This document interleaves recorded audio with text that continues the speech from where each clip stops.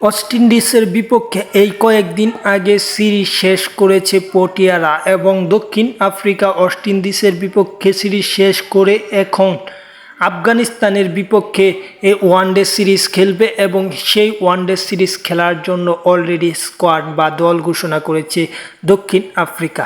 আফগানিস্তানের বিরুদ্ধে দক্ষিণ আফ্রিকার ওয়ানডে স্কোয়াডে কারা কারা আছে তা আমরা দেখে নিব, যেখানে টেন্ডা বাবুমাকে অধিনায়ক করা হয়েছে। আছেন ওটলিন বাটম্যান, আছে নান্দে বার্গার, আছে Tony de Zorzi, Bjorn Fortuin, আছে Reeza Hendricks, Aiden Markram, Wiaan Mulder, আছে লঙ্গি অ্যান্ড গিডি, আছে আন্দিলে, আরও অনেকে আছে। তার মাঝে এনাকাবা পিটার আছে, আন্দিলে সিমেলেন আছে, জেসন স্মিথ আছে, ট্রিস্টান স্টাবস আছে, কাইল বেইডেন আছে এবং আছে সর্বশেষ লিজাত উইলিয়ামস, যেখানে নেই রাবাদা কিংবা আরও অনেক ভালো ভালো প্লেয়ারকে না রেখে।